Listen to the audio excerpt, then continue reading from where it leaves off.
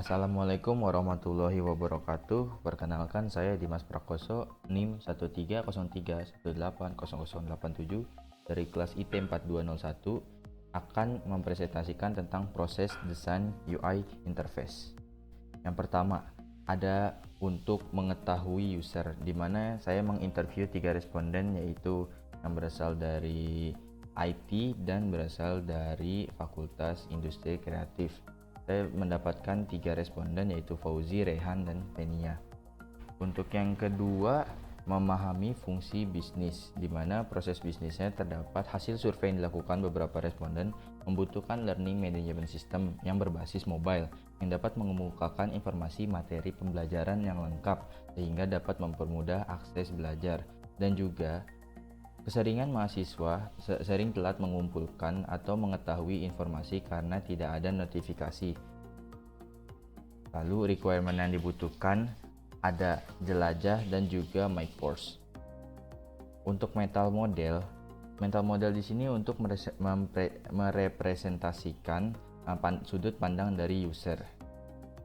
Untuk konseptual model di sini saya ada melakukan registrasi, ada melakukan login, belum masuk ke halaman utama, ada jelajah sebagai panduan untuk penggunaan desain UI dan aplikasi LMS versi mobile, dan juga kursus itu sendiri, di mana ada untuk kategori kursus, mengakses materi pembelajaran, mencari kursus, serta katalog kursus.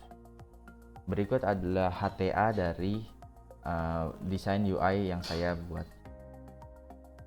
Fungsi utamanya, yang pertama ada jelajah, yaitu sebuah fitur jelajah pada saat awal login untuk mengetahui informasi apa saja yang disediakan dalam aplikasi LMS, dan juga sebagai panduan untuk penggunaan aplikasi tersebut.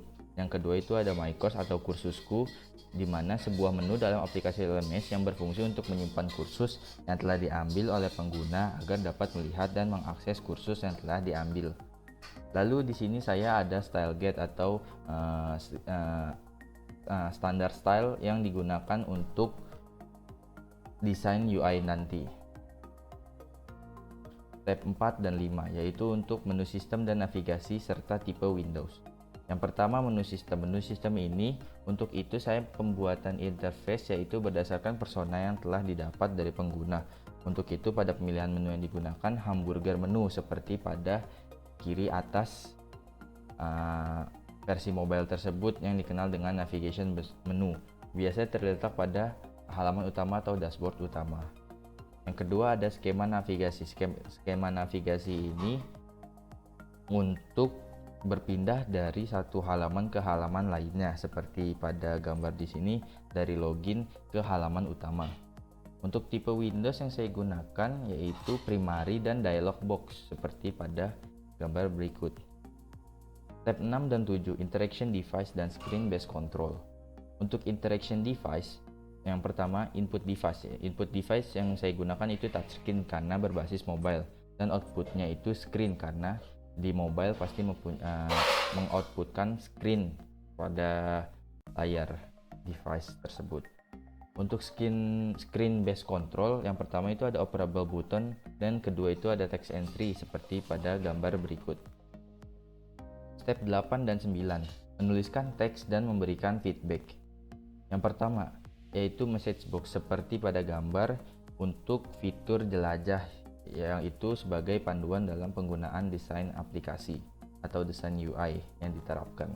Yang kedua ada instructional message seperti pada gambar berikut, yaitu memberikan informasi atau pesan kepada user saat penggunaan dan memakai salah satu fitur yang digunakan. Yang ketiga ada feedback, yaitu memberikan ulasan atau memberikan ulasan kepada user bahwa sedang ada, memberitahu informasi yang sedang dilakukan dalam desain UI. Yang keempat ada guide assistant seperti pada gambar berikut, terjadi kesalahan saat pengisian email. Lalu paper prototype, storyboard, dan step 10 ada internalisation.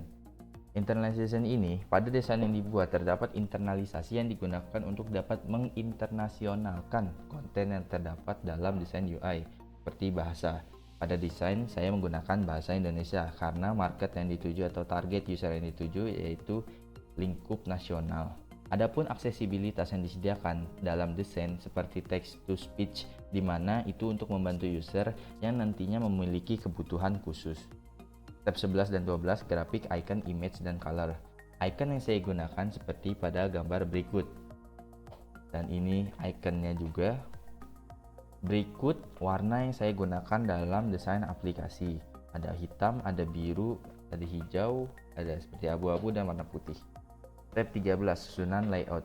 Susunan layout yaitu bagaimana cara menyusun layout yang rapih seperti pada gambar berikut. Seperti hamburger menu berada di atas kiri, avatar dari user ada di atas kanan, di sebelahnya ada lonceng notifikasi, dan sebelahnya ada tombol search. Lalu step 14, prototyping, yang akan dijelaskan sebagai berikut. Saya akan menjelaskan penjelasan tentang prototyping. Yang pertama ada halaman register. Jadi halaman ini diperuntukkan agar user dapat registrasi akun. Jika user sudah memiliki akun, maka akan langsung ke halaman login. Seperti pada halaman login di sini, user saya sudah mengisikan username atau password yang akan membawa dia ke halaman utama. Setelah sudah mengisi kolom tersebut, bisa langsung masuk ke halaman utama, yaitu pada halaman kursusku. Di kursus ini beberapa kursus yang telah diambil oleh responden saya, yaitu jaringan komputer, Pancasila, interaksi manusia dan komputer, jaringan enterprise. Kursus-kursus ini akan mengantarkan ke halaman berikutnya. Jika mengklik di jaringan komputer di sini pada tab kolom ini, maka akan langsung ke halaman berikutnya.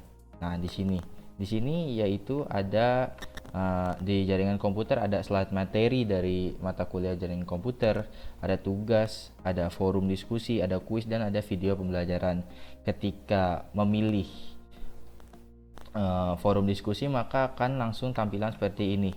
Di sini user dapat membalas forum diskusi yang telah dibuat oleh teman lainnya yang sedang mengambil kursus tersebut.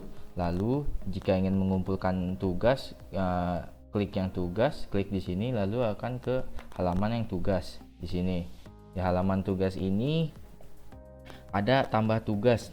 Ketika tambah tugas akan diingatkan oleh instructional message, yaitu pastikan PDF sebesar 512 KB dan pastikan kurang dari tanggal atau deadline yang telah ditentukan. Lalu tambah tugas lagi, maka akan tersimpan.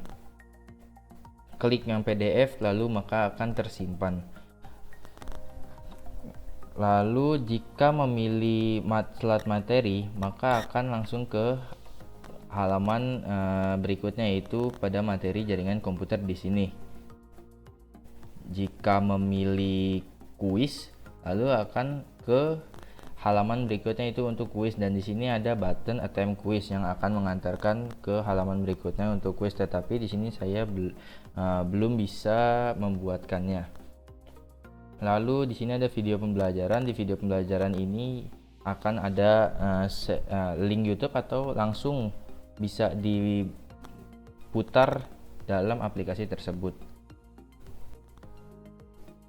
Di sini saya akan melakukan pengujian terhadap desain yang telah saya buat. Di sini pada halaman login, user akan mengisi email atau username dan password secara benar. Ketika sudah diisi, masuk untuk dapat masuk ke halaman utama.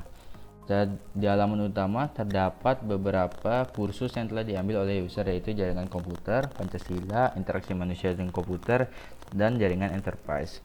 Ketika kita klik di jaringan komputer, maka akan masuk ke halaman berikutnya, yaitu berisikan slide materi, tugas, forum, kuis, dan video pembelajaran. Ketika kita milih slide materi, maka akan masuk ke slide materi yang dapat diunggah. Lalu ketika kita milih tugas, kita akan masuk ke halaman tugas. Lalu pada forum, kita akan masuk ke halaman forum. Ketika kita memilih kuis, kita akan masuk ke halaman kuis. Nah, untuk attempt kuis di sini saya belum membuatkan karena keterbatasan saya dalam mendesain aplikasi. Lalu di sini ada video pembelajaran materi yang dapat dilihat oleh user. Sekian dari saya. Kurang lebihnya mohon maaf atas desain yang telah saya buat. Terima kasih Pak Danang telah mengampu saya selama 1 semester ini. Wabillahi taufiq wal hidayah. Wassalamualaikum warahmatullahi wabarakatuh.